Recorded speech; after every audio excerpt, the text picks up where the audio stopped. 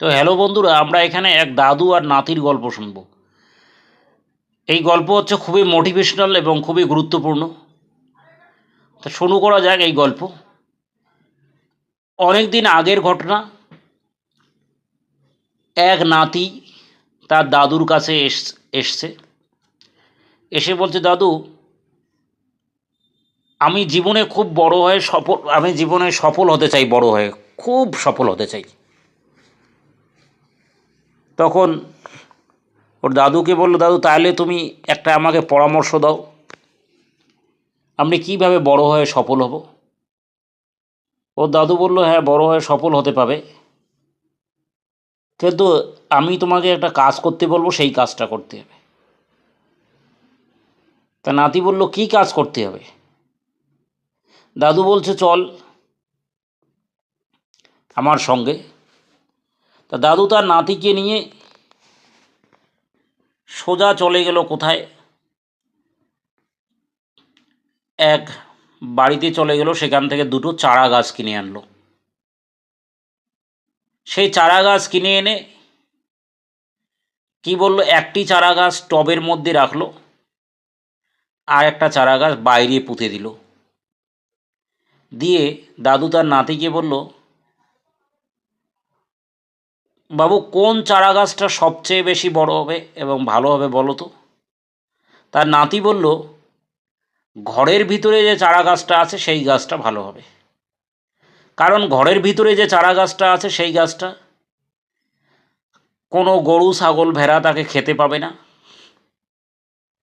কোনো ঝড় এসে তাকে ফেলে দেবে না, কেউ তাকে আঘাত করতে পারবে না, ফলে সুন্দরভাবে সে বড় হতে পারবে এবং ঘরের ভিতরে চারা গাছটা আরামে অনেক বড় হবে। আর বাইরেরটার একটু অসুবিধে আছে, কারণ বাইচেন যে গরু ছাগল ভেড়া খেয়ে নেয় তাহলে সে শেষ। দুই, কোনো ঝড় আসলে তাকে হয়তো উপড়ে ফেলে দিতে পারে, অত্যাধিক বৃষ্টি হলে সে নেতিয়ে পড়তে পারে, প্রচুর রোদেও সে অসুবিধে হতে পারে, ফলে দেখা গেল রোদ ঝড় বৃষ্টি, বাইরের পোকামাকড় অনেক কিছু জ্বালা যন্ত্রণা তার উপর আছে এবং গরু ছাগল তাকে খেয়ে নিতে পারে, অনেক সমস্যা। ফলে সেই সমস্যায় আদৌ সে টিকে থাকতে পাবে কিনা সেটাই সন্দেহ, বড় হওয়া তো দূরে থাক। তখন দাদু বলল, ঠিক আছে, আমি 2 বছর পর এসে তোর কাছে খবর নেব। দাদু এই বলে কি করলো, সেখান থেকে চলে গেল। ঠিক আছে, এবার 2 বছর পর দাদু আবার ফিরে এলো। ফিরে এসে যথারীতি দেখলো, যখন ফিরে আসলো তখন তার নাতি জিজ্ঞেস করলো, আচ্ছা 2 বছর আগে তোমাকে বলেছিলাম আমি বড় হয়ে খুব দারুণ সফল হব, তুমি তখন কি করে সফল হবো কিছুই তো বললে না, শুধু দুটো পাগলের মতো চারা গাছ দিয়ে গেলে, একটা ঘরের ভিতরে রাখতে বললে আর একটা বাইরে। এতে আমি কি করে বুঝবো আমি কি করে সফল হব? ওর দাদু বলছে, হ্যাঁ। এবার ওর দাদু বলছে, ঠিক আছে, চল দেখি ঘরের ভিতরে চারা গাছটাতে। দেখলো ঘরের ভিতরে চারা গাছটা একটু বড় হয়েছে, টবের মধ্যে আছে। এবার বাইরের চারা গাছটা দেখলো, দেখে বাইরের চারা গাছটা ঘরের ভিতরের যে চারা গাছটা যতটুকু বড় হয়েছে তার থেকে অনেক বেশি বড় হয়েছে বাইরের চারা গাছটা, এবং ঢলমলে হয়েছে। আর বাইরের চারা গাছটার শিকড় মাটিতে স্বাধীনভাবে অনেক বেশি মাটির নিচে চলে গেছে, এবং ঝড়েও তার কিছু এনে ডালপালা বেশ বড় হয়েছে রোদ পেয়ে। আর সেই ছায়াতেও অন্যরা বিশ্রাম নিতে পারছে, অনেক বড় হয়ে গেছে।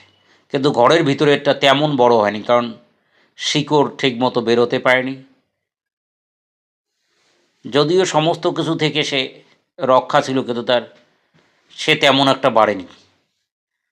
তখন দাদু তার নাতিকে বলল, নাতি দিলে কোনটা বেশি বড় হয়েছে, কোন চারা গাছটা? নাতি তখন বললো, আরে আশ্চর্যের ব্যাপার, বাইরের চারা গাছটা কী করে বেশি বড় হলো? ঘরের ভিতরেরটাই তো বেশি বড় হওয়ার কথা ছিল, ঘরের ভিতরেরটা বেশি যত্ন পেয়েছিল। তখন দাদু শেষে বলল, আচ্ছা ঠিক আছে। তখন নাতি বললো, তা কী হলো, বাইরেরটা বেশি বড় হয়েছে ঘরের ভিতরেরটা কম বড় হয়েছে, এটা দেখে আমি কি বুঝবো? ওর দাদু বলল, এটা দেখে এটাই বোঝো যে জীবনে বড় হওয়ার জন্য বাধা বিপত্তি, ঝড় ঝাপটা এসব সামলানো প্রয়োজন আছে। যত তুমি বাধা বিপত্তি, ঝড় ঝাপটা সামলাবে, তত তুমি বেশি শক্তিশালী হবে, তত তুমি বেশি, যেমন বাইরের চারা গাছটার শিকড় অনেক দূর অবধি মাটির নিচে চলে গেছে, ফলে সে ঝড় ঝাপটা সামলিয়েছে, এখন ঝড় এলে আর তাকে উপড়ে ফেলতে পাবে না। কিন্তু টবে লাগানো যে গাছটা, তাকে যে এখন বাইরে দেওয়া যায়, সে যে কোনো মুহূর্তে পড়ে যাবে, কারণ সে ঝড় ঝাপটা কিছুই সামলাতে পারেনি। সে ভিতরে অত্যন্ত আদরে বড় হয়েছে এবং তেমন বড়ও হতে পারেনি।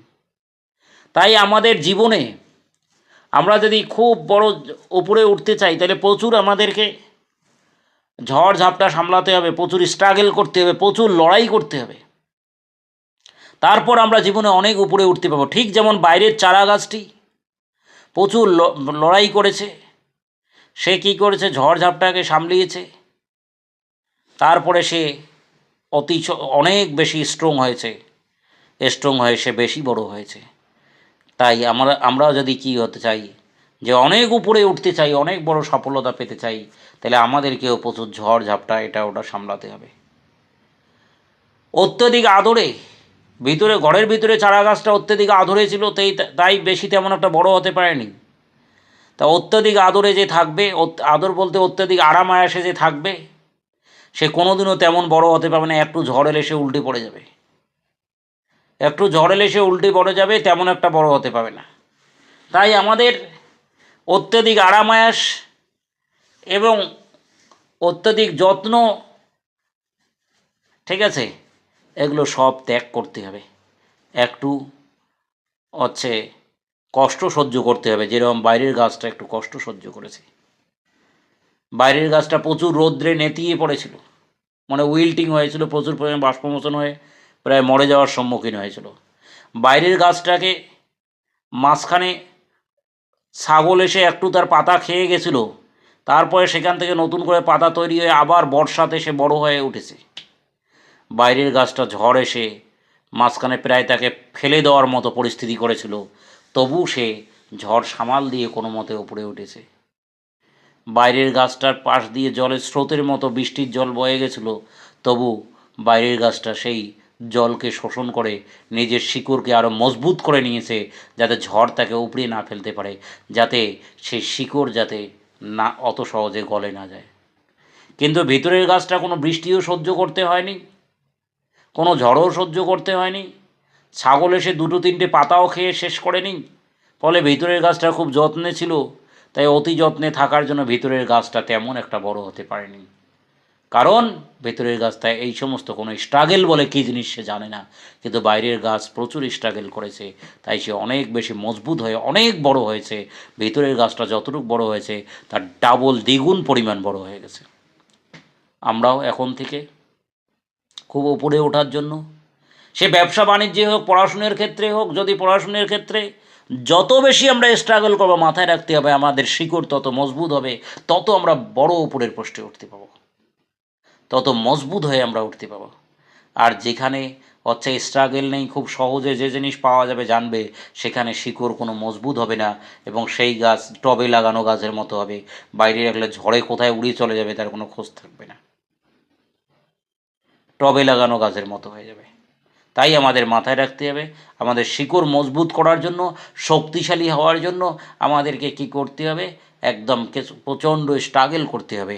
আজ থেকে আমরা যে প্রচুর মাত্রায় পাগলের মতো সেই রকম স্ট্রাগল করি, তাহলে আমরা অনেক উপরে উঠতে পাবো। সে ব্যবসা বাণিজ্য পড়াশোনার সমস্ত ক্ষেত্রে একই নিয়ম। সব ক্ষেত্রে সফলতার জন্য বাইরের গাছটার মতো অনেক লড়াই, অনেক কষ্ট, অনেক ঝড়ের আঘাত, অনেক বৃষ্টির জলের স্রোত, ছাগল যেরকম খেতে গিয়ে তাকে প্রায় শেষ করেছিল, তারপরেও সে গিয়েছিল, প্রচুর রোদে সে হচ্ছে গরমকালে প্রচুর রোদে পাতা নেতিয়ে পড়ছিল, তারপর আবার সোজা হয়ে ঠিক দাঁড়িয়েছে। ঠিক আমাদেরকেও প্রচুর আঘাত পেতে হবে, প্রচুর কষ্ট সহ্য করতে হবে, প্রচুর লড়াই করতে হবে, তারপরে আমরা কি করব, এই রকম বাইরের গাছের মতো শক্তিশালী মজবুত হয়ে যাব। নাহলে ভিতরে টবে লাগানো গাছের মতো কখন যে কোনো মুহূর্তে পড়ে যেতে পারে, যে কোনো মুহূর্তে নষ্ট হয়ে যেতে পারি, ফলে টবে লাগানো গাছের মতো যদি আমরা খুব সহজে উঠতে চাই, তাহলে কী হচ্ছে, কোনো দিন আমরা খুব ভালো জায়গায় যেতে পাবো না, তাহলে ওই রকম নড়বড়ে পোস্ট আমাদের কপালে জুটে যাবে। তাই বন্ধুরা, এই গল্পের মাধ্যমে খুব সুন্দর একটা জিনিস দাদু তার নাতিকে শিখিয়ে দিল। আমরাও দেখতে পাবো এখান থেকে সারমর্ম, অর্থাৎ এখান থেকে আমরা ভালো জিনিস শিখতে পেলাম যে আমাদেরকেও প্রচুর অনেক কিছু ঝড়ঝাপটা কষ্ট সহ্য করতে হবে, তাইলে আমরাও অনেক উপরে উঠতে পাবো। তাই আজ থেকে আমরা এই গল্পের সারমর্ম বুঝে আমাদের জীবনে পথে সেগুলো কাজে লাগাবো এবং আমরা খুব ভালো উপরে উঠব এবং ভারতকে এক সুন্দরভাবে সাজাবো। ওকে ভাই, সবাই আমাদের এই চ্যানেলটাকে সাবস্ক্রাইব করে দেবে, চ্যানেলটাকে কমেন্টস করবে, লাইক করবে আর শেয়ার করবে। ওকে ভাই।